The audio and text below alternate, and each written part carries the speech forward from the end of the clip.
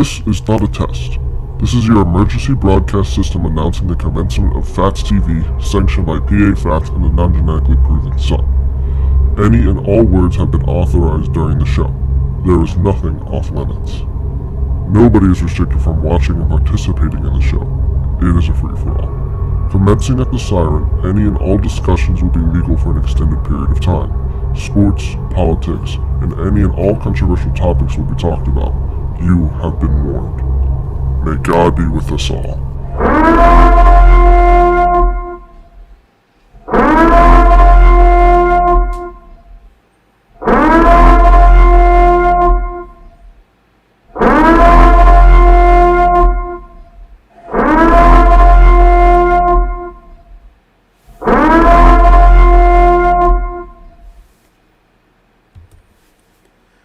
Good evening, ladies and gentlemen. Welcome to Phatts TV on this Wednesday night, September the 29th, 2021.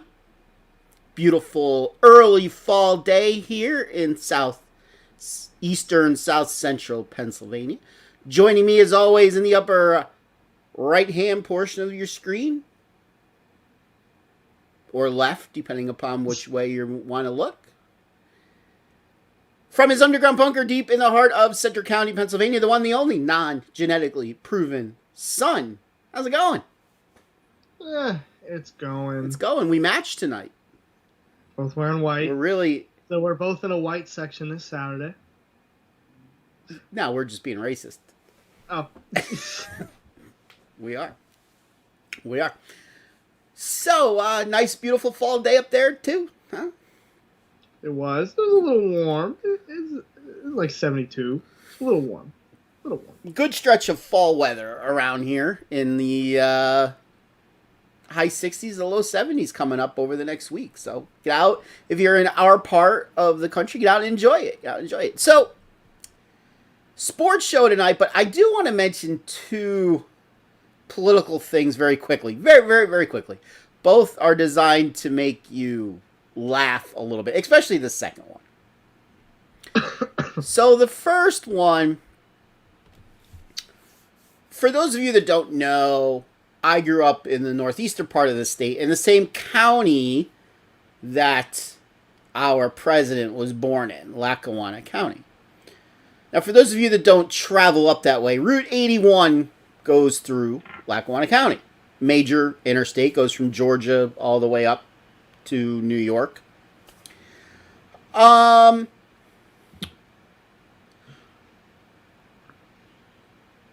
town of Scranton, where Biden is from, voted to make Spruce Street now President Biden Boulevard or President Biden Road or President Biden Street. Okay. But here's the thing. There's an exit off of 81 for it. So this was 81 this morning. Them changing the signs to President Biden Expressway. Interesting. Now here's the cool thing about this is PennDOT, the Pennsylvania Department of Transportation, and basically everybody else agrees that the most dangerous thing about Route 81 is left exits, meaning you have to be in the passing lane to exit. There's two of them up in that area. This is one, and the other's around exit 165 for Wilkes-Barre. I just took that exit last Sunday when I was up there. So yeah, of course, that exit is now the President Biden Expressway. Yeah. Supposedly, just to change those signs is incredibly expensive. I'm sure. By the way, what do you think of the poor businesses that are on that route now that have to change all their... Like, can you imagine you were at, 426 Spruce Street, now you're at 426, President Biden Road or Street or Boulevard or Avenue, whatever the fuck they're going to call it? I'd move. What if you're a Trump store? I'd open one there. So I just wanted to mention that, of course, people in Scranton the council would vote to do that. There are a bunch of weirdos up there. The second thing. As you guys know, I'm not vaccinated. I have not taken the shot because it's not a vaccination, it's a shot. I might have to change my mind. And why is that? Japan has recorded the first case of RAS, and they're saying it's because of COVID.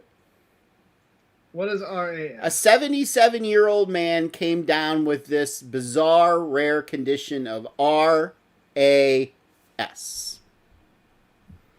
Yeah. Mm-hmm. Oh, you guys don't know what RAS is? No, what is RAS? Restless anal syndrome. Yeah. No? Yeah. Mm-hmm. An elderly Japanese man developed restless anal syndrome after catching COVID, what doctors claim would be a first. The unidentified 77-year-old was admitted to Tokyo Medical General Hospital after testing positive for COVID. Despite his age, he did not require any oxygen therapy during his stay of about 3 weeks. However, a problem of another kind emerged several weeks after he was discharged. Yeah, several weeks after he was discharged. Kind of like the shot. You don't know what's going to happen after it. You don't know what's going to happen when you take the shot. You don't know what's going to happen if you catch COVID. The elderly man began to experience deep anal discomfort about 10 centimeters above his perineum, the region between the genitals and the anus. This gave him an essential urge to move, according to the medics who treated the man. Defecation did nothing to relieve the man's discomfort. The 77-year-old Japanese man developed restless anal syndrome as a result of catching COVID, according to the medics of Tokyo Medical University Hospital. So I don't know how they connected the two. I don't know. No idea how they connected the two. But the man noticed that exercise such as walking, running, playing motion-based video games alleviated his symptoms, while taking rest and staying still made them worse. So this poor guy probably won't be able to sleep. Mm-hmm. He also noticed the symptoms got worse towards the evening. Ugh. My advice to the 77-year-old man, take the dildo out of your ass. That might alleviate your symptoms. Just saying. Just saying. The medics who reported... My phone is ringing. It's Japan. Japan was calling. It's unclear how uncommon restless anal syndrome is, as it's a relatively scarce term in medical literature. The medics who reported the case in Japan characterized it as deep anal discomfort associated with the essential urge to move. Symptoms were made worse by resting and being sedentary, and particularly bad in the evenings. However, they were alleviated by exercise. Japanese doctors described restless anal syndrome as a variant of restless leg syndrome. Blah, blah, blah, blah, blah, blah. Okay. Yeah, I just think he needs to take the dildo out of his ass. Yeah, he probably does. Yeah. I don't know. Non-genetically proven son, have you ever suffered from restless anal syndrome? I can't say I have. Have you? No, not to my knowledge. It doesn't sound like something I particularly want to have either. No, it's not. So there you go. I might have to go get the shot now. Because God forbid, all of you who don't have the shot, we should probably get it. Because God forbid, we do not want to develop restless anal syndrome. Yeah. That's going to be posted on Facebook. For sure. So the question of the night to all of you who are watching the show, have you ever had restless anal syndrome? And if you had, how did you get rid of it? Did you take the dildo out of your ass? Did that alleviate the pain? Maybe. Maybe. Another flock of... That's all you hear around here anymore is geese. Like, all day long, all you hear is geese flocking. Must have been during the pandemic, a splurge of geese sex or something. There's, like, tons of geese flying around. All right. Yeah, and then they're never, like, look like they're flying south. That group was flying west. Yeah. I don't know. So on to sports. Let's recap some action. So you got to once again be on the field during the Penn State game. I was. This time not in your capacity of band videographer. No. You actually did some sports photography. I did do sports photography. Yay! I'm going to assume you didn't get a lot of running plays. No. Because they didn't last long enough. I mean, there's running plays, but there's just a bunch of people in them. Nothing was really happening. Got it. I had pre-game. We got to eat. We got to eat some lunch. I had the richest brownie ever. It was a brownie that was more like fudge. Fudge? That was the fudge. Oh, I thought you said fudge. No, fudge. That was the consistency of it, and that's how rich it was. My professor literally goes, because he was the one that takes us to the game. And we get our pass through our class, and he takes 2 people to every game, and he goes, I had that once, like 4 years ago. It was that rich. And then when I ate it, the whole thing, he goes, you're a boss for eating that. I'm just like, it was good, just it's really sugary. Attaboy, boss. Yeah, you're a boss. You're a boss. Anything else you want to say about your experience? We can get to the game. Apparently, I should now try to get a picture signed by Jahan Dotson. Yeah. Because our first play of the game, which was a 52-yard touchdown pass, I got the ball right in front of his head before he caught it. Yes. And the defender trailing him. And that ended up probably being the best picture I got of the whole game, and it was like the 4th picture I took. So you could have just stopped right after that? I probably could have. I got a couple other decent ones, like an interception, a couple like pass completions that ended up going for a touchdown, but that was definitely the best one because you could see both their faces. The ball isn't in Jahan's hands yet, so it looks pretty cool. Got ya. Which, by the way, I'm 1-0 on gentlemen's bets this year. Yeah. If we've kept our starters in, that's a game. No, you don't get 10. We put our high school team in. The gentleman's bet was that scored 2 touchdowns. The gentleman's bet was that Villanova would score more than 10 points. I thought for the longest time I was going to lose it because they were sitting on 10. It wasn't we tied at 10. It was they would score more than 10. And I did say they would get their points mostly in the second half when the second and third stringers would be in the game. And that's exactly what happened. They did help me cover, though. It did, which we'll get to that in a little while. So you owe me $1. You're taking 1,000 out of my savings, so take 1,001.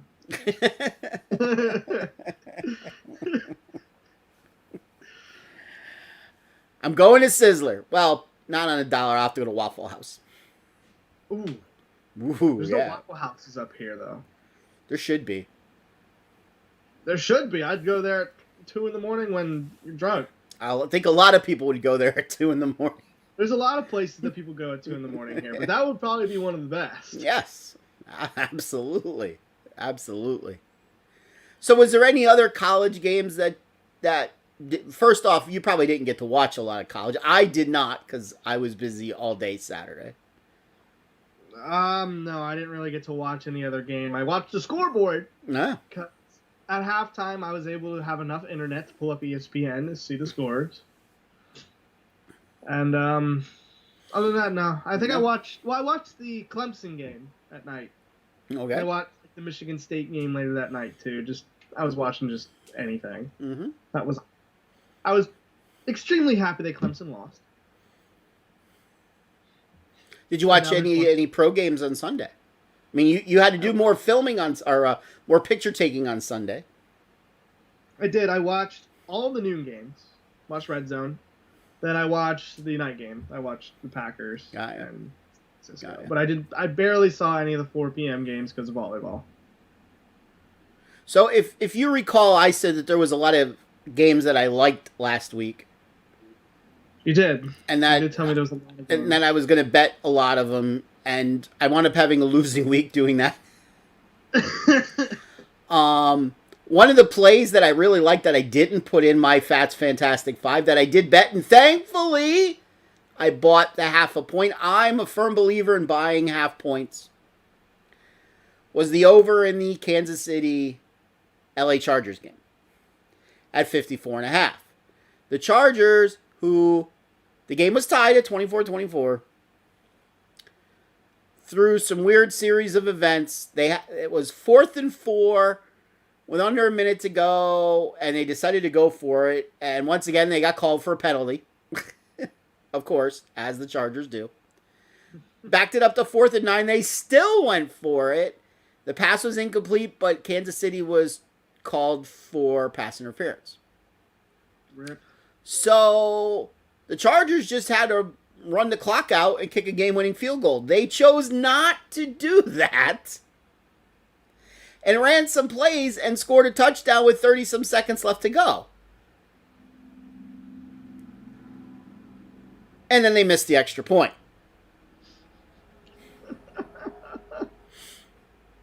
To put the game at 54, which gave me a push.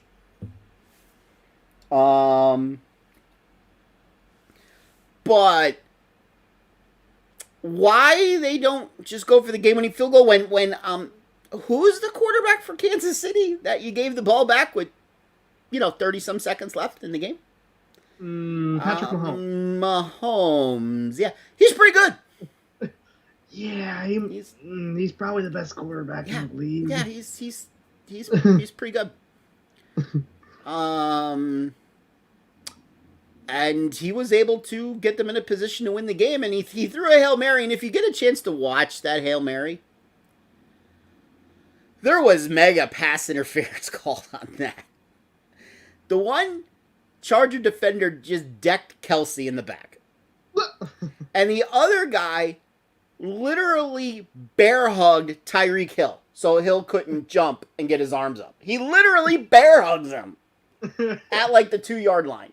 Facing it. He's facing Tyreek Hill. He just kind of like ran up to him and bear hugs him. So Tyreek can't jump. And I'm guessing there was no pass interference call. There was no pass interference call. Now, you and I know that there's been plays in the past where it's worked the other way, where the offensive guy just decks the defender. It happened, was it with your Green Bay Packers or against your Green Bay Packers with back then, the replacement officials, which basically got the replacement officials off the field on that Hail Mary to end that Monday night game? I forget, it was Seattle and it was Green Bay, and I forget if it happened. I think it was the Seattle guy that decked the Green Bay guy, but I could have that completely backwards. But it was in the right corner. It was in the right corner of the end zone, and he just decked him and jumped up and caught the ball. There's only one Hail Mary I could think of that the Packers were screwed because the Packer guy kind of caught it, but then the Seattle guy took it on the ground and they gave it to Seattle. Okay.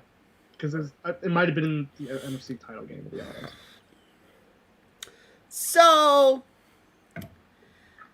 yeah. Signing up push that game. But I did win a game, more than one game, on a bet I should have absolutely lost on.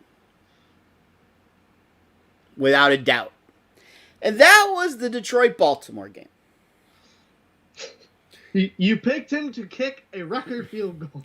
If you recall, I gave you 3 good teaser plays. Right. Last week. It was that game. I have it right here. It was Baltimore from 8 down to 2, which the line on Sunday was 7.5, so it went down to 1.5, and that's the key there.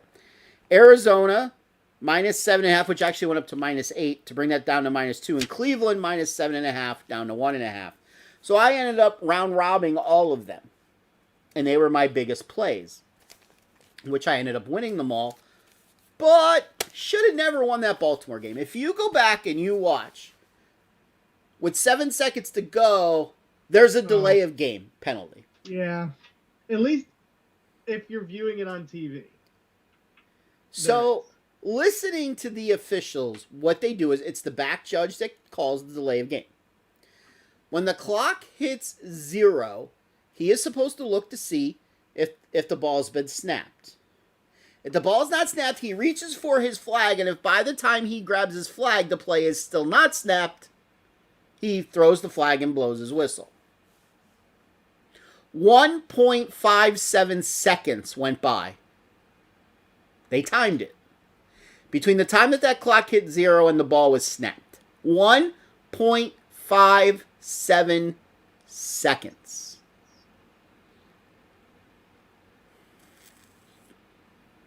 You're going to tell me Baltimore didn't get away with one there? Oh, yeah, they did. Which helped me. I ended up winning 2 bets because of that. And the cool thing was, I was getting ready to go live on our PJBT telecast. And I have the Red Zone channel up on the monitor. And I forget who was watching it with me. And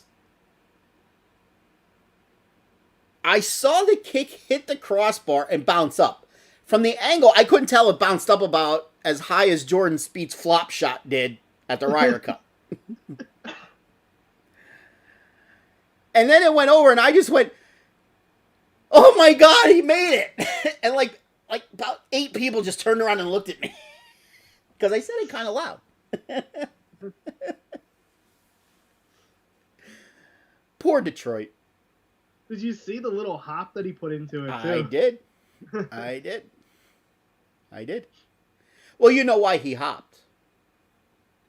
Why? Because that alleviates restless anal syndrome. Maybe. But here's the interesting part. And they showed this statistic, like right before he kicked it. He had made, up until then, 49 straight fourth quarter and overtime field goals. And I'm like, oh my God, this is for like 50 in a row, and he's not going to get it because it was going to make a 66-yard field goal indoors. Yeah. True. And then he makes it. And yeah, and if he was 2 inches further back, he doesn't. Yeah. And during pregame, he couldn't make it from 63. Yeah.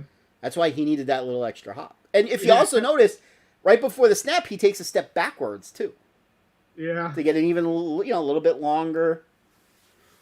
So, yeah. Hey, congratulations to us Baltimore teaser bettors. We needed that. That salvaged my weekend, I can tell you that. That definitely salvaged my weekend. Hitting all of those teasers. Yeah, I remember seeing Baltimore up like 14-0 and was like, game's over. And I come back and see that. I'm like, Wow. So, before we get to the Phatts Phantastic Phive, how about some games? You told me earlier today that you actually liked a lot of games this week. Kind of like I liked a lot of games last week. Yeah. So, what games ended up not making your Phatts Phantastic Phive? All right. You want to do college or you want to do pro? We'll do college. All right. So my college games that I like. This line has since changed. The first one I liked Ole Miss plus 14, which I believe now are 14.5. They are on Barstool. I like Penn State minus 7.5 in the first half. I know Franklin's been this isn't a revenge game, just win the game. Don't worry about the revenge factor. So I don't know if they're going to really try to run up the score if they can, but I feel like they're going to go pretty hard in the first half. And it's a stripe out, so it's going to be pretty loud. And Michael Penis Jr. can't protect the ball anyways, so he's probably guaranteed to throw or give up the ball at least once in the first half.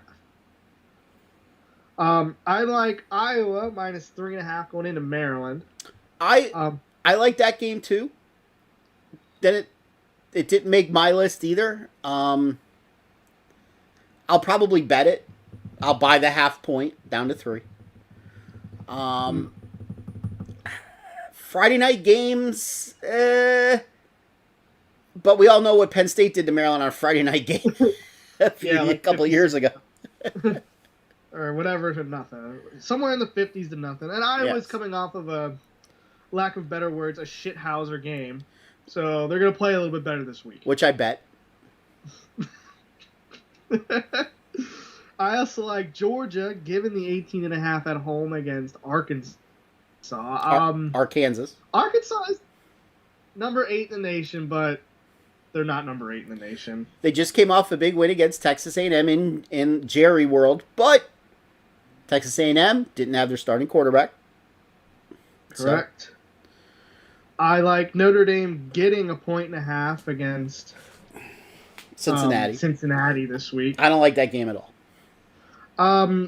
I think Wisconsin's defense is better than Cincinnati's. Now, I'm going to throw out the fourth quarter of last week. That was all Wisconsin's offense. That was not their defense. Their offense kept giving up the ball, so... Wait, are you saying Wisconsin's offense scored 31 points for Notre Dame in the fourth quarter? Pretty much, okay. Actually. Yeah, they threw it to Notre Dame, so... Other than that, it was a really good game, to my knowledge. As it happened during the Penn State game. Didn't get to watch it. But I saw highlights. It's good. It was a good game. I like the Raiders getting 3.5 points against the Chargers this week. Back up just for a second in that Notre Dame-Wisconsin game. Mm-hmm. They got to stop putting games in neutral fields, like games like that. Now, stuff like Texas and Oklahoma, which is next week, that they always put at the state fairgrounds, that fills the stadium. But when that game went live last week, like ESPN actually did their game day from there, which was a surprise. But they did it because it was a neutral site field. They were live on the field till like 12:05 before that game started, and the stands were like 2/3 empty for that game. I don't know if they filled up later, if it was a late arriving crowd. Like I said, I couldn't watch much football because I watched the first quarter of the Penn State game, then I had to leave. But that place was empty at the beginning of that game. The problem is, you're not going to have Wisconsin students come from Wisconsin down to Chicago. You're not going to have Notre Dame students. So, you're losing 30,000 people right there. So. Unless the tickets were free. Or student rate tickets. Then you would have, which I'm sure they weren't. But, like, that... And you're also putting it in Chicago. Why do they care about Notre Dame or Wisconsin? Mm-hmm. Put it in Wisconsin. Probably a pretty fun game. Probably. Put it in Notre Dame. Pretty fun game. Probably. Anything else in college? That is all my college games that I like. Okay. So for me, what didn't make my cut was Purdue, -2, over Minnesota. Minnesota lost to Bowling Green last week. Wasn't it at home, too? Yes. They were like a 31-point favorite, and they lost straight up to Bowling Green. Row the boat. Row that boat. They rode that boat all right. It capsized mid-game, that's for sure. Northwestern +12 going down to Nebraska.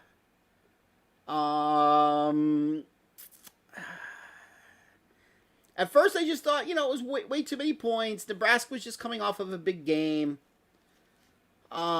It's a game that both teams need, and games that both teams need. I like taking double-digit dogs, but it didn't make my cut.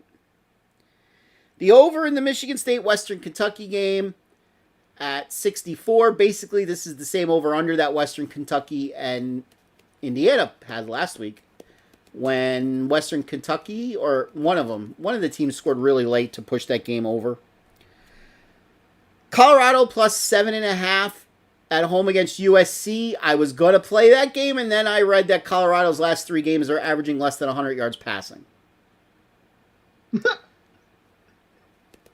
That kind of scared me off that game. Interesting. And then Stanford getting 7.5 against Oregon. The underdog in that series is 9-1 their last 10.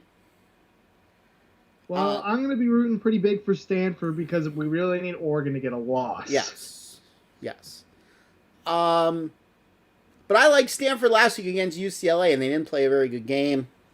And they did not. There was just other games I like better. So that one didn't end up making the cut as well. But in my Phatts Phantastic Five, I do have 2 college games. I have 3 college games. 2 college underdogs. Underdog. I have 2 college underdogs as well. Aha. But one of them is the same. One of them is the same. One of them is that. We always have one game that's the same. So, NFL, what didn't make your... So I liked the Raiders getting 3.5 against the Chargers on Monday, I believe. Mm-hmm.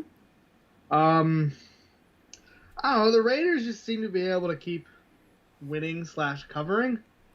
So I believe they're at home, right? No, they're on the road. No. Okay. But I forget what drew me to that game, but probably because the Raiders are very scrappy and they keep getting it done. Then I like Detroit getting 2.5 against Chicago.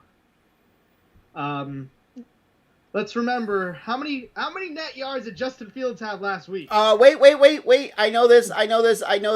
Pie. Less than pie.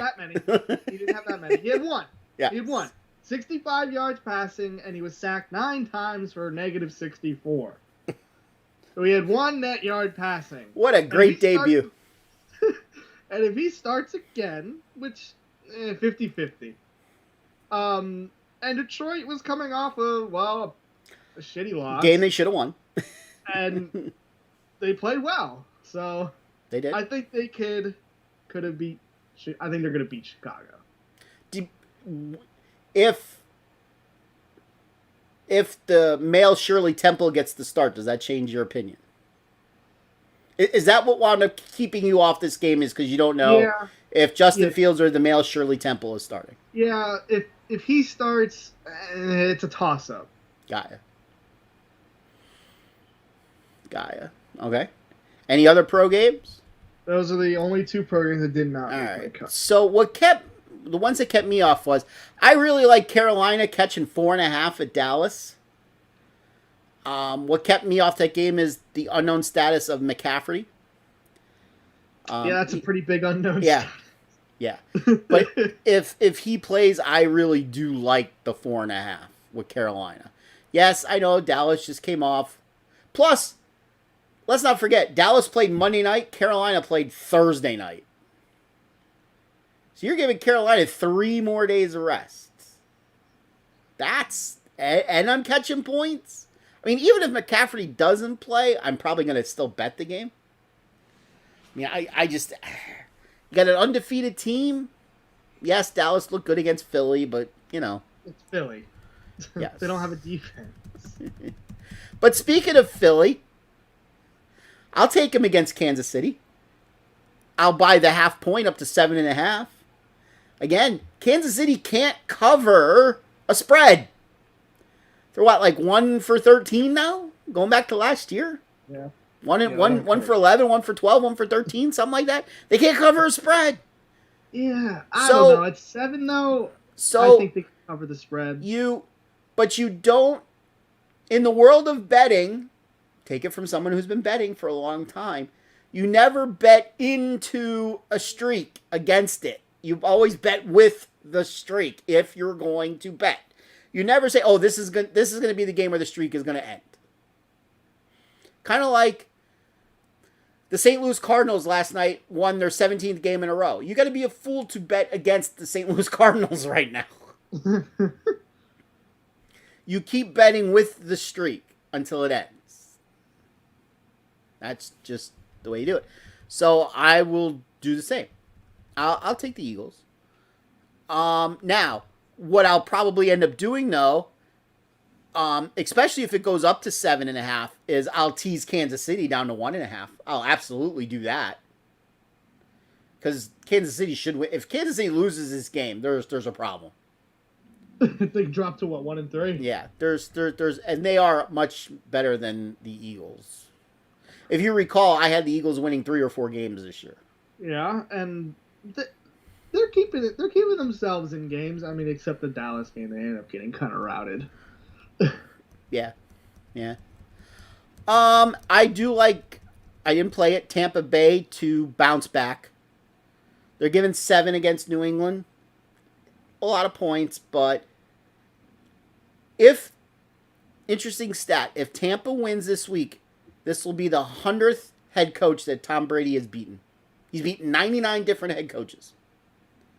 He's never faced Belichick, obviously. He's going to get that because he's going to go and beat Belichick.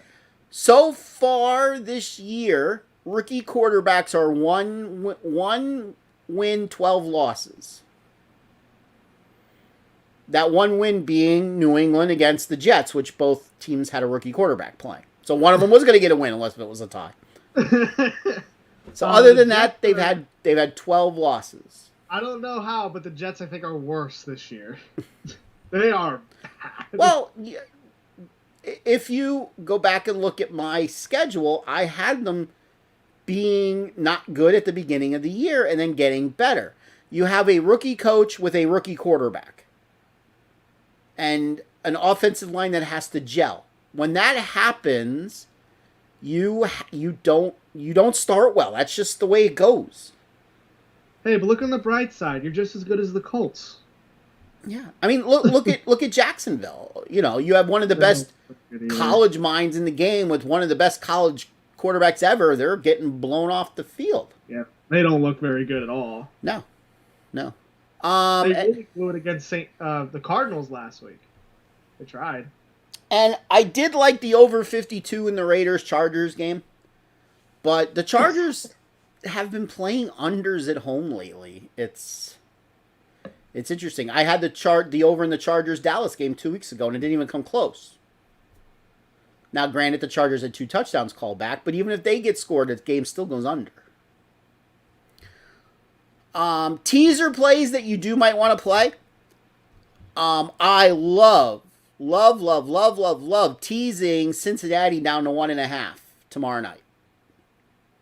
They're giving 7.5 to Jacksonville. In fact, I think that game's going to be my suicide pick this week. I mean, they just came off a win at Pittsburgh. We have 14. Yes. I mean, the obvious suicide pick this week is Buffalo over Houston.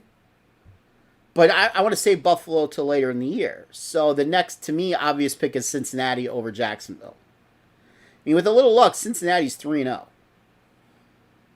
They're 2-1. It's going to be weird thinking Pittsburgh is probably could be the worst team in that division. Oh, they look god awful if you've watched them play. I have. They could be the worst team in that division. They probably are. So Cincinnati's a good teaser play. Minnesota teasing them up to 8 is a good teaser play. If Fields is playing, Detroit teasing them up to 8.5 is a good teaser play. The Dolphins, no. The Colts teasing them up to 7.5 is a good teaser play. There's a lot of good teaser plays this week. If Kansas City goes to 7.5, teasing them down to 1.5 is a good teaser play. Tennessee is a great teaser play, 7.5. So you take Cincinnati, tease them down to 1.5, and take Tennessee, tease them down to 1.5 against the Jets.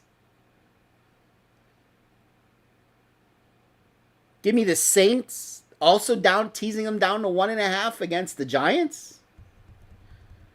Atlanta Falcons, teasing them up to 7.5 at home against Washington. There is a lot of good teaser plays this week. So what do you think, since it doesn't cross through your numbers, since the Packers are only at 6.5, what about teasing it down to 0.5? So they're just going to win the game. Well, it's fine.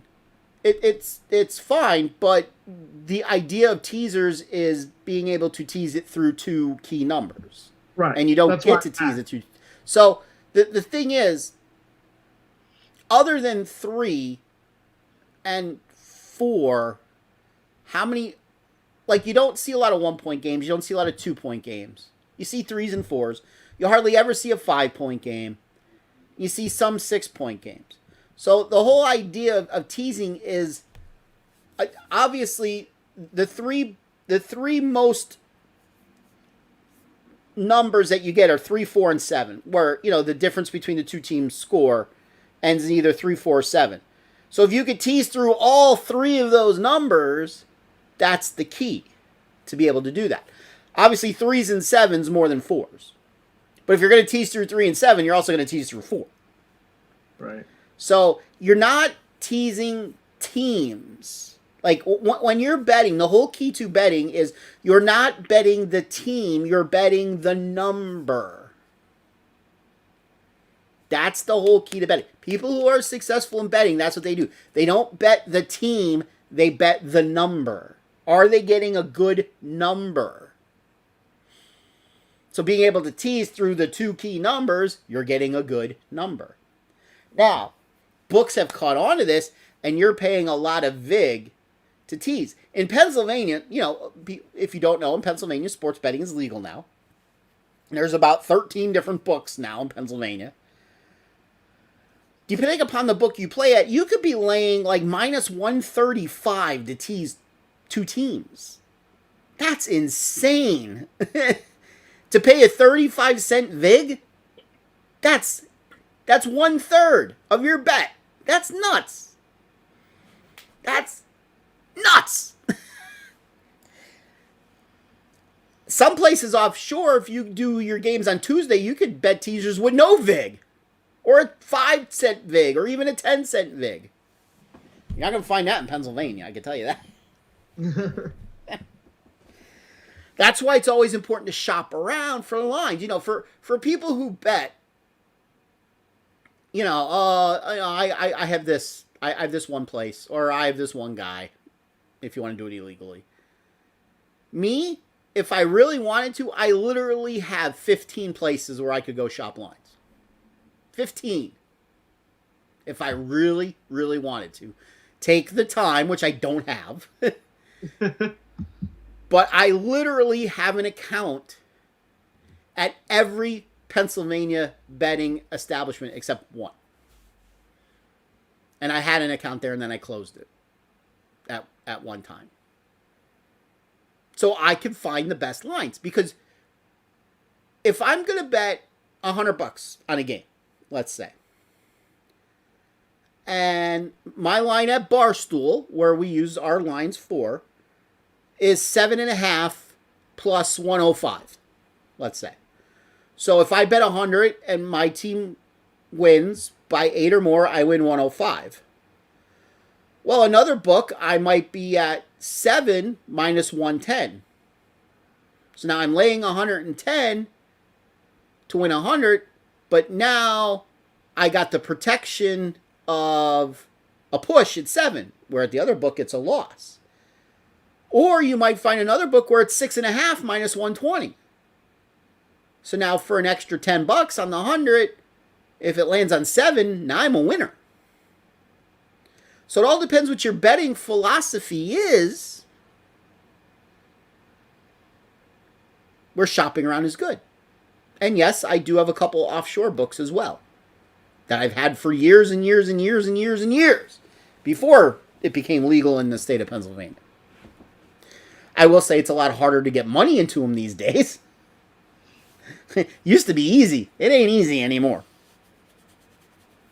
I have a way. I got a guy, you know. Yeah. I got a guy. So that's why you use multiple books. So you can shop around and get the best lines. I used to have... I have it. It's in my drawer over here. I still have... Remember I used to carry that sports pager around with me? years ago, I'd be constantly like, we go to hockey games, and here I am checking the sports pager like every 5 minutes to get score updates and to get line updates and shit. Remember that? Yeah, I remember your little pager. I'm always like, what are you doing? You're like, checking scores. Your little pager. Still have it. Doesn't work anymore because I don't. No one uses a pager anymore. Well, no, but it wasn't a pager as in. All it did was update scores and update lines. Yeah. Like, I couldn't get messages on it. I couldn't send messages. It was a sports pager. That's what your phone is for. Well, yeah. I mean, we're going back, 10, 12 years. Good times. Best of times. All right. So let's get into what you've all been waiting for if you've watched this show. And that's the Phatts Phantastic. We need to have like a drum roll for this. There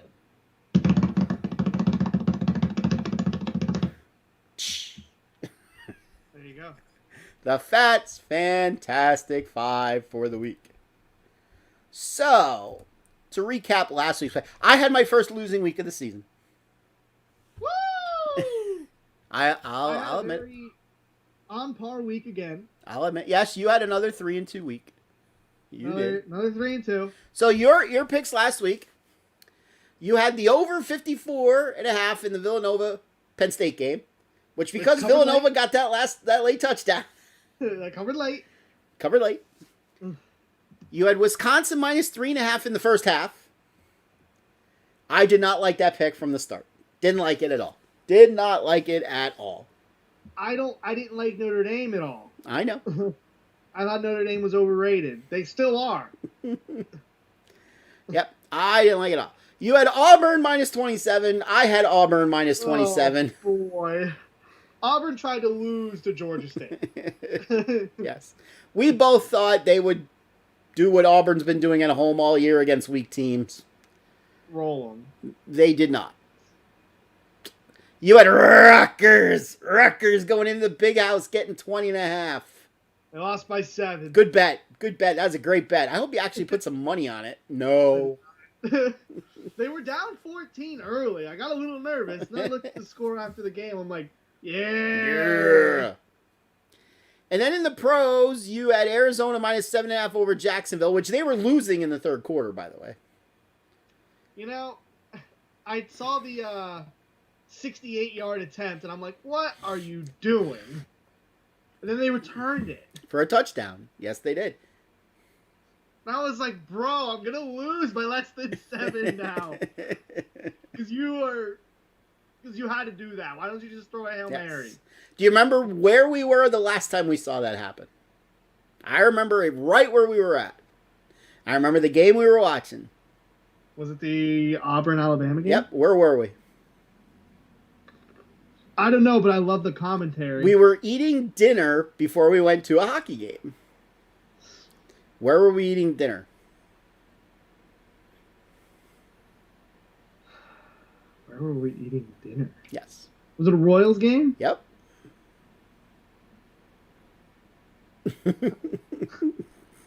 Vicks. No. I don't know. G&A Pizza. G&A Pizza. G&A Pizza in West Reading. Okay. Yep. Fact that you remember that. I do, because we were in the restaurant, but our TV, where our table is, you could see the TV in the bar. Oh. So, yes. So, you had a good 3-2 week that gets you back to 500 finally. Woo! Recovered from that 1-4 week one. At 10-10. So, wait. So, I went 1-4 week one, and then the next 3 weeks, 3-2, 3-2, 3-2. Yep. Yep. I started off loss. That's a good start. Yes. I had the over 48.5 in the Miami of Ohio Army game. That was funny. I saw that in the fourth quarter. It was like 17-10. Because in Beaver Stadium, up in the corner, they play scores of games. And I saw them in the fourth quarter. I'm like, ah! He's going to lose that one when he was pretty confident. Yep. You're not concerned about taking photos of the game at that point. You're more concerned about dear old non-genetically proven father losing a game in the Phatts Phantastic. I think it was a timeout or something. I was watching the scores because I was watching for the Notre Dame Wisconsin game. And I just so happened to see that game. I'm like, ha! I had the over 54 in the Wyoming Yukon game. That too. Now, I took it because I said Wyoming could score around 50 because they've been putting up more than 40-some points in a game. Did Wyoming win the game? Yes, they did. By like 10. I know they were losing that game. It was like 24-14 or something like that, the total was. Yeah, and like I wouldn't have played it if it was a noon kickoff because then that would have been, early in the morning Wyoming time, so I wouldn't have played it then, but it was a 3:30 kickoff. 24-22. 24-22. So there you go. Bastards. Scored 24 points against UConn. You should be ashamed of yourselves. I gave up 22. I had Auburn minus 27, as we said earlier. My two wins were I had the over 63 in the Indiana Western Kentucky game, which I need a very late touchdown in that game. And an extra point that almost missed to get to 64. And I had the Chargers getting 6.5 over Kansas City. I took it because I said Kansas City's just not covering games. I said they're winning, but they're not covering. Well, they didn't even win last week. Yeah, I won. So I'm now 13-7. So I still got a pretty good lead on it. If I keep going 3-2 every single week, I will catch you. So let's look at our picks this week. We'll start with the non-genetically proven son. Oh, speaking of the over in the Army's game. Oh. Well, your first pick. Army Ball State over 47.5. All right. Army is scoring at least 38 points. Ball State couldn't stop Penn State running the ball, and Penn State couldn't run the ball against Villanova. Army, that will easily go over. Not worried about that game. All right. You have Michigan traveling to Wisconsin, right? They are on the road, getting 1.5 points. I believe they're on the road. Hold up. They are. They would be favored if they were home. They are on the road. So, Michigan is possibly good. And Wisconsin Michigan is possibly good? Possibly good. Possibly good. They've been looking good. I think Michigan is better than Ohio State this year. I think that's a very potential. And they got to play in Michigan. They do. Wisconsin's offense still hasn't looked good, really, since week 1. They looked good in week 2, but they played a cupcake game. Which they barely covered. I think Michigan goes into Wisconsin and wins the game. Okay. So, there's that one. Well, speaking of Ohio State, you like Rutgers. You're dialing it right back with Rutgers, getting 15.5. This is like the third time you've taken Rutgers this year. It is the third time I've taken Rutgers, and it's the third time I'm going to win with Rutgers. Rutgers, as we said, went into Michigan and lost by 7. That's pretty impressive. Going back, I think Michigan is better than Ohio State, especially defensively. So I think Rutgers at home should easily cover that. Could potentially even be an upset alert. Ooh. Wouldn't that be something? I could see, Rutgers leading at halftime, and, sometime in the fourth quarter, it's a close game, and then maybe Ohio State goes up by like 10, and that's the game. But you never know. I think it could stay close for a little bit. All right, then you got 2 pro games. You got Baltimore going into Denver, into Mile High, catching a point. Denver is the worst 3-0 team in the league. It could be the worst 3-0 team ever. Yeah, they beat the Giants. Big whoop. They beat the Jets. Ooh. They beat Jacksonville. Ooh. Possibly the 3 worst teams in the NFL. Do they have Houston next? No. They don't. They get Baltimore. Baltimore's going into Mile High. They're going to win the game, so they're going to cover. So Interesting, like, since I work from home, I get to watch TV, listen to the radio, whatever. Colin Cowherd actually has Denver rated as his fourth best team in the NFL right now. Colin Cowherd, you are not very And smart. Joel Klatt is not the play-by-play guy for the Fox show, that short guy with that short idiot is the play-by-play guy, but he's the other guy that does the broadcast. He basically called Colin an idiot too. Because the other thing with Denver is now they don't have KJ Hamler anymore. Maybe not the biggest hit, but it's still a wide receiver. Yeah.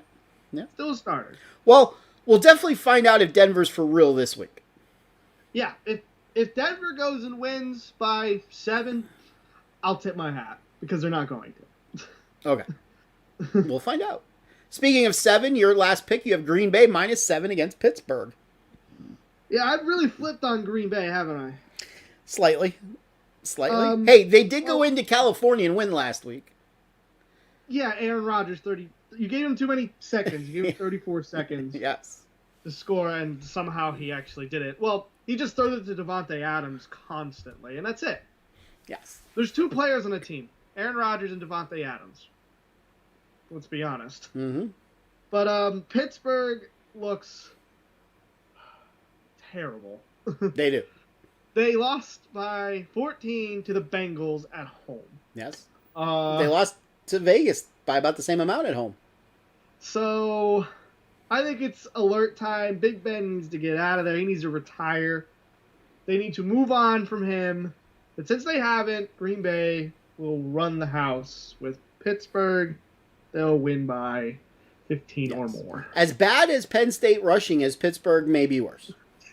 And they have a good running back. They have Najee Harris. Yes. They just can't. Their line is... They cannot run block for ends. All right, so there's the non-genetically proven son's picks. He's 10-10 in the season. I am 13-7. I have 2 college games, 3 pro games, and I told the non-genetically proven son, I said we're going to have the 2 same college games. I knew we were, and we do have one, but we didn't have the other, and it shocks me. It literally does shock me that you don't have the other. So yes, I have Rutgers getting 15.5. Rutgers getting 15. Now, he doesn't see my picks until, this is his first look at my picks. I thought about that game. Yeah. I looked at it, and I wanted to put it down, but I was like, I'll So, let you talk about it. I have Rutgers for the same reason you do. Ohio State isn't as good as they are. Their starting quarterback's supposed to come back for this game. He did not play last week against Akron. I thought that, now granted it was Akron, that other quarterback looked better. Boston College, you're going to give me more than 2 touchdowns against Clemson. Clemson who now, there's going to be a game, and it's probably going to be this week, where both Ohio State and Clemson put up 50. Yeah. And it's probably going to be this week. I did look at Boston College, because Boston College isn't bad this year. No, they're not. They're all right. Yes. My 3 pro games. I have Tennessee, which is the kiss of death, betting against my favorite NFL team, the Jets, the Jets, Jets. You're never supposed to bet against your favorite NFL team. Oh, I did. And I'm doing it right here. Jets are going to win outright. I have Buffalo's team total. So now it's just Buffalo's score. That's it. Not Houston's score in any way, shape, or form. Just Buffalo's score over 31.5. They've scored more than this in 7 out of their last 8 games or something like that. Or 6 out of their last 8 or something like that. Was Pittsburgh and probably the AFC title game. No, did they score more than that in the AFC title game? I don't think they scored more than that in their game against Indy. When they faced them in the playoffs. I'd have to go back and look. But their offense is clicking right now. Somehow, some way in week 1, they looked really bad against Pittsburgh, their offense. But since then, they put up 30-some on Miami, and who'd they play last week?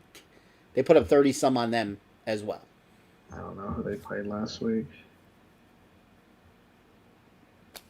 I'd have to think about who they played. I could look Hold it up. Washington. Washington. Yeah, that's right. Yeah, they put up. They put up a bunch of points on Washington. 43. And you and I both liked Washington last week. We did. Not enough to play in our PPP. And I like Vegas. You said you like Vegas too, getting the 3.5. I like Vegas getting the 3.5 as well on Monday Night Football against the Chargers. They've actually beaten the Chargers like 4 straight times. No, they've won 4 straight games, and they usually beat or play close in Charger games. So I'm taking them as well. So to recap, the non-genetically proven son at 10-10 on the year has the over 47.5 in Army Ball State. He's got Michigan plus 1.5, Rutgers plus 15.5, Baltimore plus 1, Green Bay plus 7, and I at 13-7 have Rutgers plus 15.5, Boston College plus 16.5, Tennessee minus 7.5. The team total in the Buffalo Bills game to go over 31.5, and Las Vegas plus 3.5. And those are your Phatts Fantastic 5 for the week. All right, so anything else before we wrap it up? It's 8 o'clock and I want to go watch AEW. I got nothing. Oh, you got nothing. Okay. All right, we will definitely do this show next Wednesday because I am out of town starting Friday. I have to go to Maryland, not to the bowling center I was originally supposed to go to because they unexpectedly closed. So we'll do this show Wednesday. We might do a political show next Tuesday, maybe Monday. We'll see. We haven't done a political show for a couple weeks now, and there's a lot of shit I want to talk about. There's a lot of shit I want to get off my chest, and you people are going to listen. And you're probably going to agree. At least I would assume. Because we don't get many dissenters to watch our political shows for some reason. We get people who agree. All right, anything else? You want to say anything before we wrap it up? Got nothing. All right, from all of us here at Phatts TV, have a great, happy, healthy rest of your weekend, and we'll see you sometime next week. Wave goodbye to the nice folks. See ya. See ya. Wouldn't wanna be ya. Hello. Goodbye.